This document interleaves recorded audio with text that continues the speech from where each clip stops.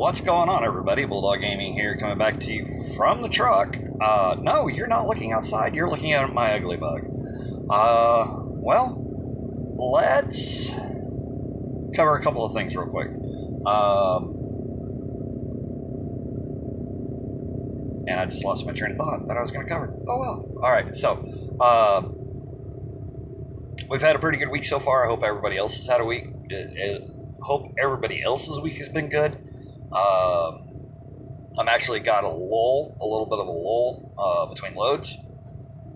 I did 2 back-to-backs, down and back, real fast, from up here in Lebanon, Missouri, and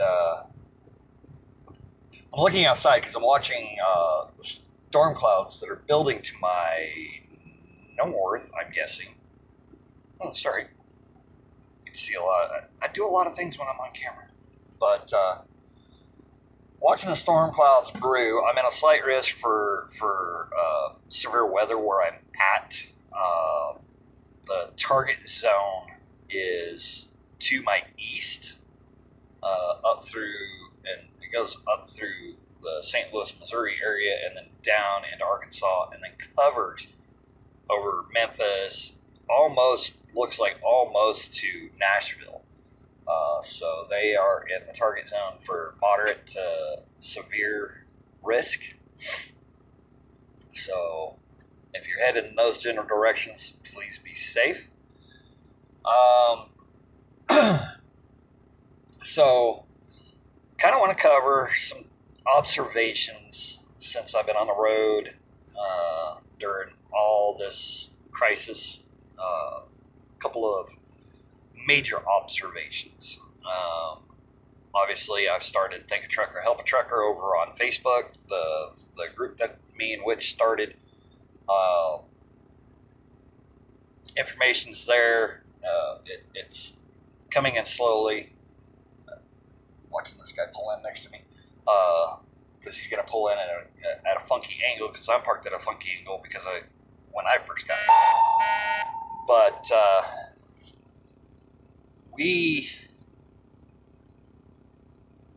we're getting information. The food services that advertise, they're doing really good, letting us know what daily specials are going on. A couple of the truck stops, privately owned truck stops that have come over and advertised.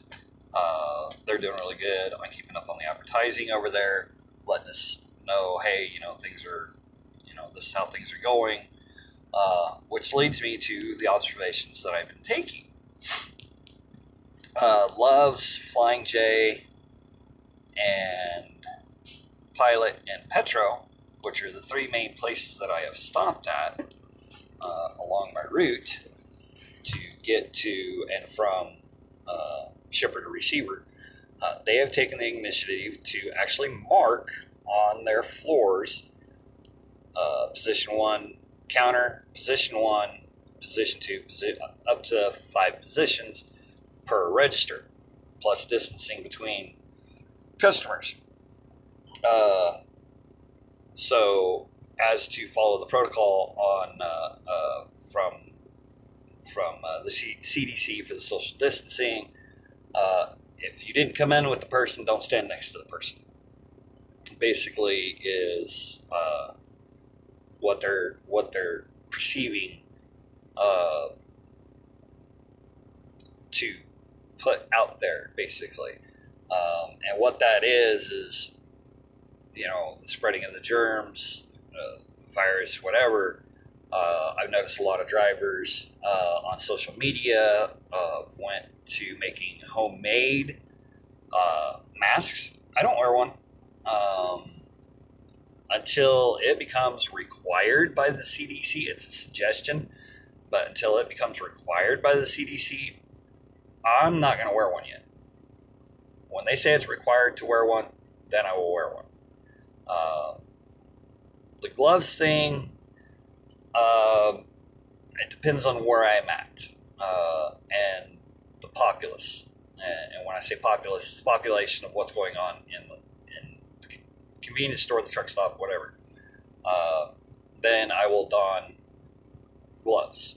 Because if there's a lot of people in there, I will don my gloves. I will don a face shield, face mask. So as to, to do my part.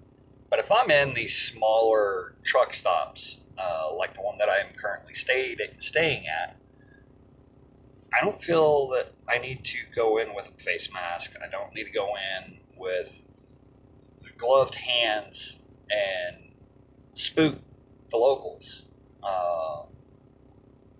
The locals aren't doing it. The populace going in and out of the store while I'm in the store is low compared to what normal business hours. So the risk of spreading germs is least because they're able to constantly stay up on keeping things sanitized, clean. The restrooms, they're immaculate in the smaller mom and pop truck stops that I've been stopping at. The bigger conglomerates like Pilot, Flying J, Loves, Petro, I have not went into a TA, even though they're part of the Petro family. I have not went into a TA. I don't plan on stepping foot into a TA unless I have to, and that's by personal choice.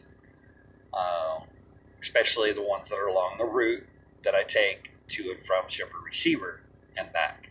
I've had some bad run-ins with management, and I don't plan on going back and spending my money, my hard-earned money, or my company's money in their establishments.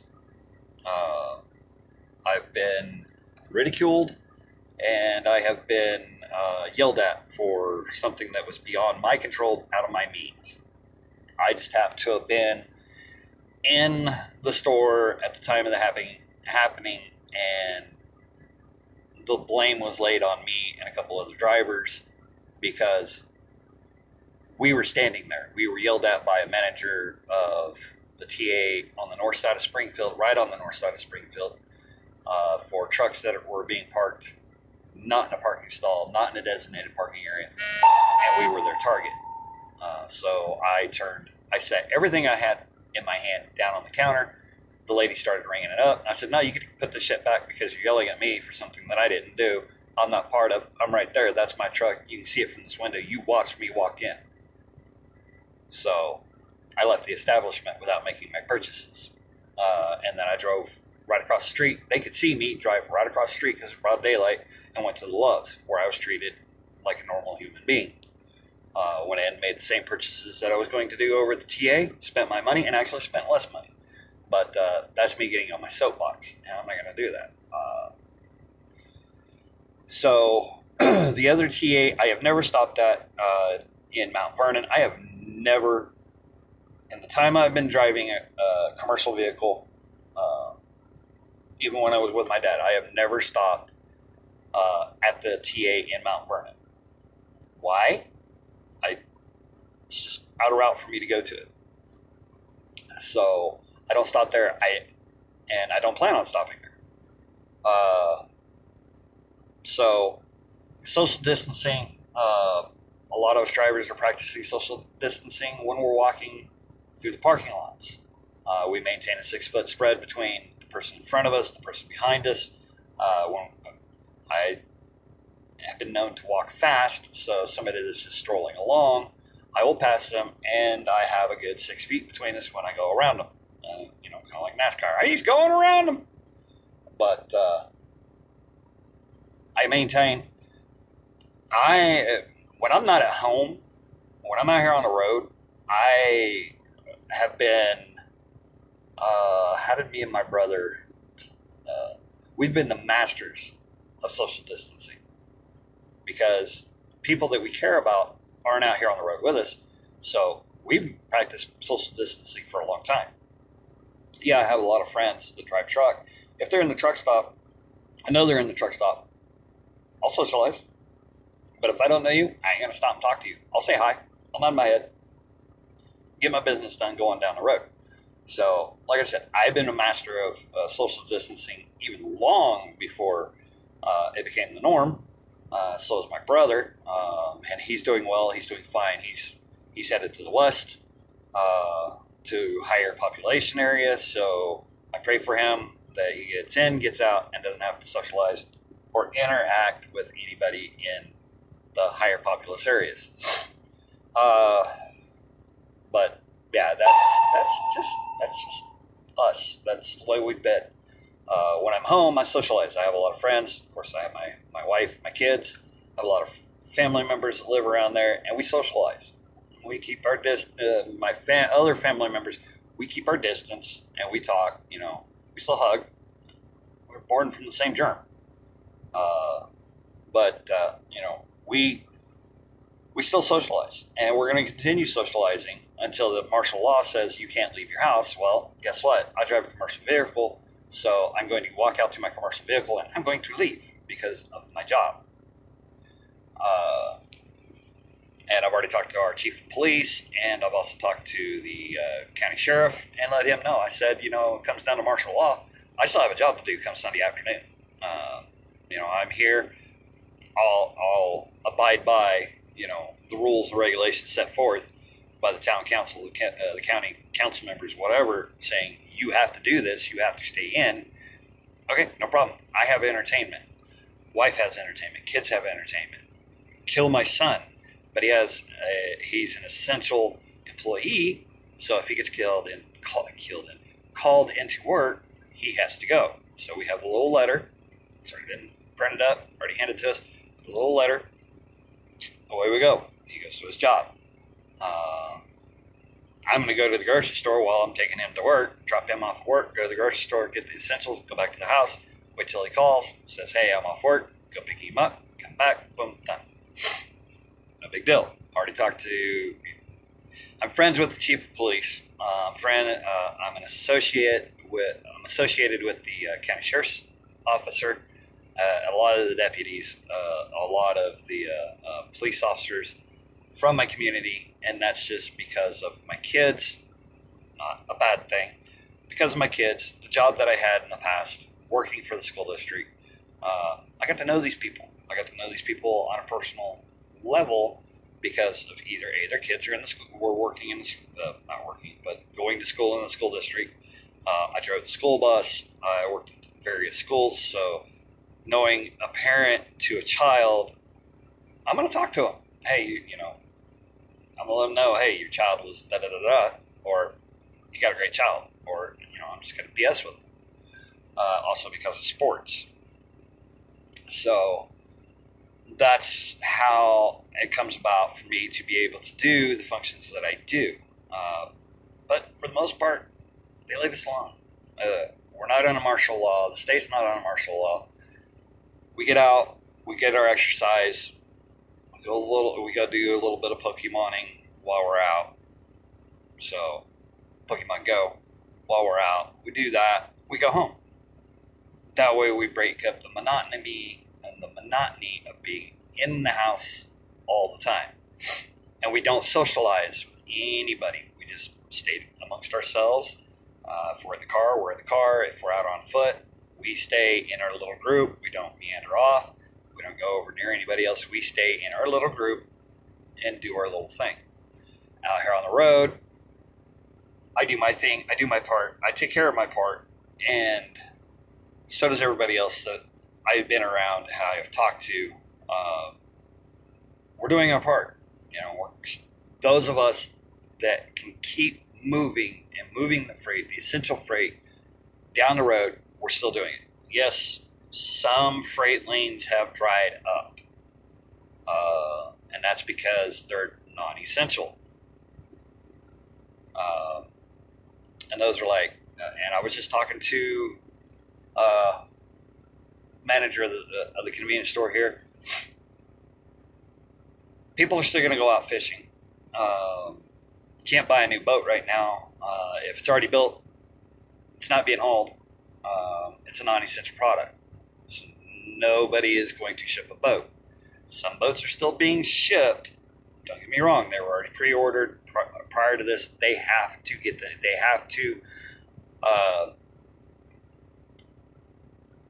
they have to fulfill the order and the shipment prior to a certain time period. If it was ordered the day of or the day after,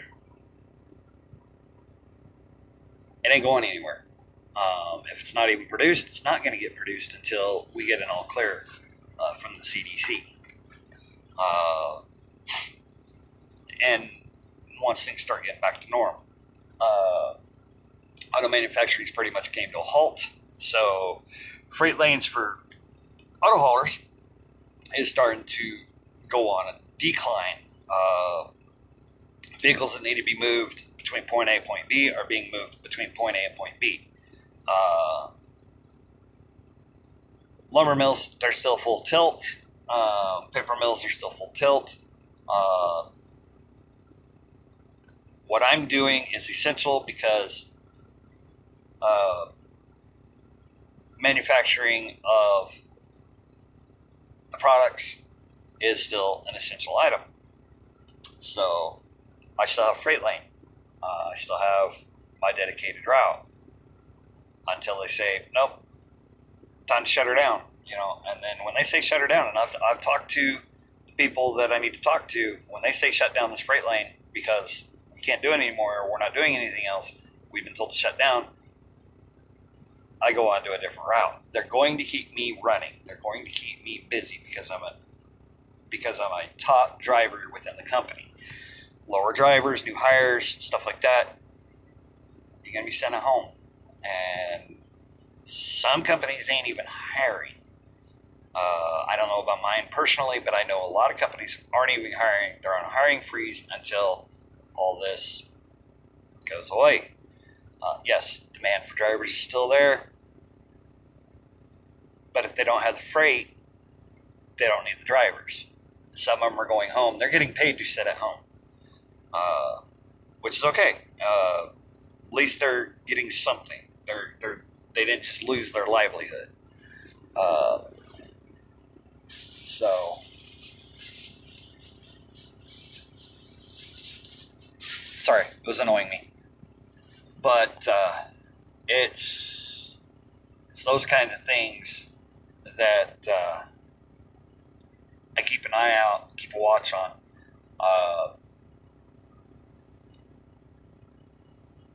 What else was I going to say? Like I said, my train of thought just went whoop. We're going to have our raw materials. We're going to have our fuels. We're going to have our electricity. Those are going to stay. The government itself said it is going to stay. So yeah, we're not to the point where an apocalypse is going to happen. We're just in a crisis. We're together. We're working through it. We're getting through this crisis, and as long as we can get through this crisis together, we do our part, everything's going to be okay. Numbers are starting to decrease in the higher populous areas. Some of the lower populous areas, some numbers are starting to increase because more tests are being made available. So those numbers will increase. High populous areas, the numbers are starting to decrease, which is a good thing. That there is a light at the end of the tunnel. So let's work through this crisis together. I want to welcome all new members. If you're new to the channel, this is the first vlog that you've seen, you like what you've seen, you like what you heard, hit the subscribe button, hit the bell notification. That way you get notifications when I get these videos out. If you like it, hit the like button. Leave a comment, say hi. I'll say hi back. Big shout out again to Silent Fan 85 for keeping me entertained. Risky Clay for keeping me entertained. Really big shout out to Lady DeWinter. I'm loving all of her series that she's got out. In fact, I've been able to start back watching all the stuff she's got out and start catch up to where she is current, because this right here, looking at my phone, that's where I'm getting my entertainment, because I don't have a TV in my truck and the news is depressing anyways. need the news and I need the weather. I have it on my phone. So,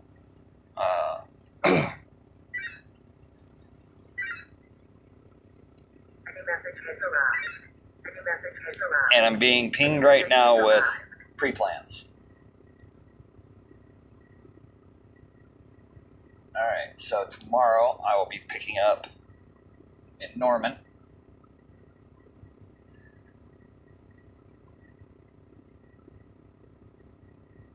And bringing it here. Then I have here to Norman, here to Norman, and here to Norman. So that's what we were looking at. That's what we were waiting on. So y'all be safe. Safe travels. We'll catch you on the flip. If you need some other entertainment and you want to go follow some people that are really good entertainers, other than including, I'm not going to say other than, including Silent Fan 85, Risky Clay, and Lady de Winter. There are several other really good YouTubers out there. Some are well known, like Jeff Fabiano. There's some other really good YouTubers from Jeff Fabiano, OCRP group that are very entertaining. There's and I know some people are going to hate me for this. Go watch Chad Prather. He's funny. He's called the Political Cowboy. He's funny. Some things he says make sense. Some of the things he says don't make sense. But hey, all he's trying to do is entertain us. So we'll catch you guys on the flip. And y'all be good. You be cool. Be safe. Do your part. Wash your hands. Keep your distance.